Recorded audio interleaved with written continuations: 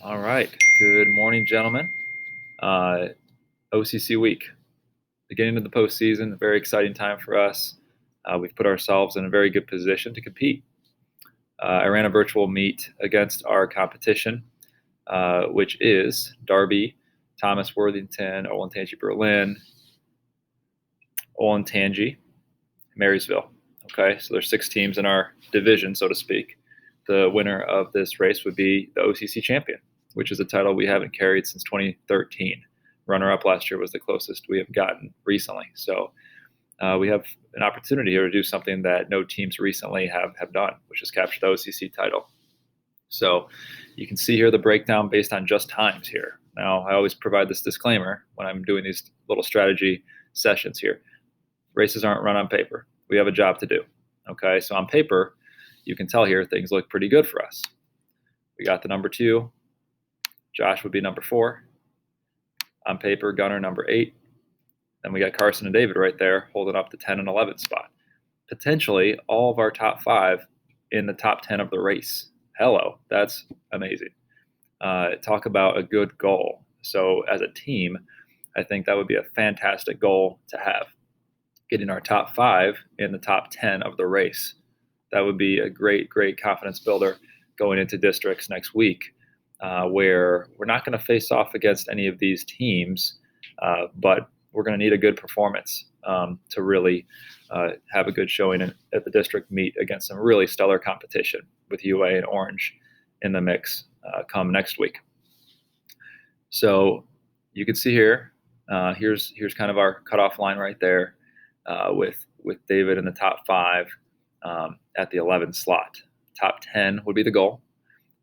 David, I want you in the top 10, or at least top 10 to 12 in the first mile of the race. I think if you do that, you're going to get in the top 10 overall by the end.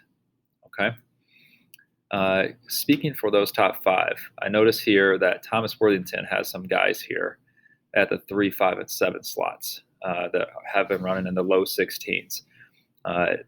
Those would be fantastic people to kind of keep an eye on and pace with, and to compete with. They're going to be probably our stiffest competition, and so winning those battles against some of those guys would be really key. And their top 3 are right around the times of our numbers 2 through 5, 2 through 6, 7, and so there will be a good squad to push us to race against. Okay. As we move down the line here, Barch, 16th on paper. Barch, if you're saying you want to get 1630, I think it's very realistic for you. If that's the kind of crew you want to roll in, then maybe your goal is top 12, which would be 1630 and under, guys that have run that this year. The postseason brings out a different attitude amongst athletes. You really see who wants it more. Okay, and Barch, your guy who I know has been working your tail off all year, getting ready for these moments here in the postseason. I see you as a step-up guy this postseason.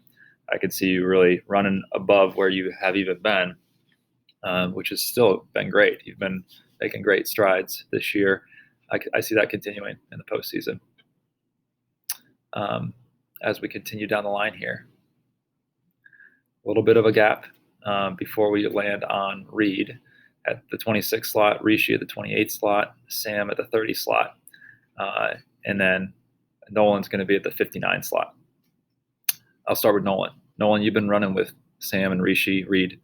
No reason you can't be close to them in the race. I would challenge you to try to go out with Sam, perhaps Sam Bogus or Rishi and that crew, or around them. Pace yourself the first mile and then see what you can do. Stay close to those guys. You can see here Sam's at that kind of 30 slot, at least on paper here. Nolan, I'd love to see in the top 40. Love to see in the top 40 for this race. That would be a big impact performance for our team. Now, next I'll talk about Reed, Rishi, Sam. Okay, obviously Jordan would be right in the mix there. There he is at 35. He would be in the mix if it weren't for the injury. Hopefully we get you better, Jordan, by next week. So, Reed, I know you got goals here. I know you want to break 17. If you want to do that, you're gonna need to step up and get yourself out there a little bit to start the race. So I would say you probably want to be in the top 20 after the first mile. I think if you're in that position, you are in a good position then to run with those guys who have been in that sub 17 position. Rishi, I've told you this already. I've been very open about this, so this comes as no surprise to you. You need to get out a little bit more aggressively.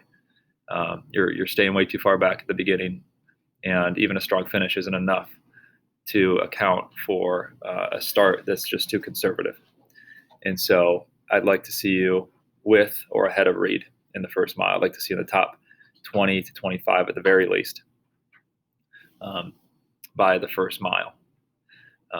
Reed, Rishi, and then Sam, I'm going to throw you in that group as well. 3 of you need to work together. There's no reason why the 3 of you can't stand side by side and push each other and hold each other accountable. And I think if you do that, all 3 of you could have a very nice performance and really even compete for a scoring position. There's no reason why any of you all running this race tomorrow could not compete for a top 5 scoring position on any given day. That's the sign of a good team. And I think we're a good team.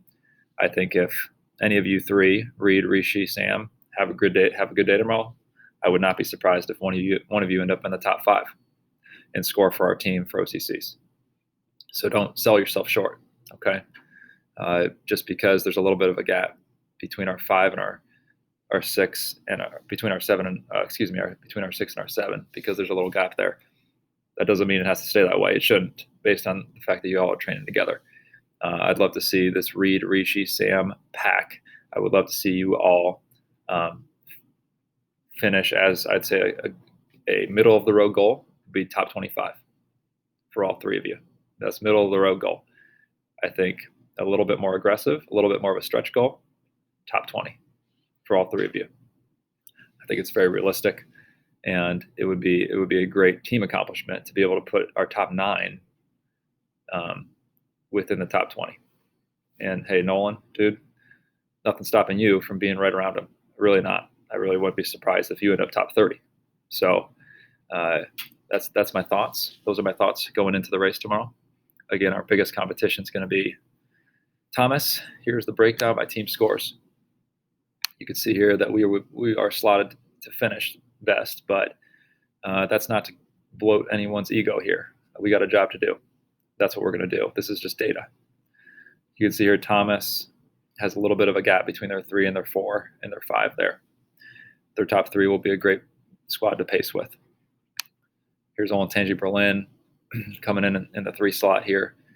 They got some good talent. Their 1 through 4 are solid. 1630 guys and under, they got a gap after their 4 guy.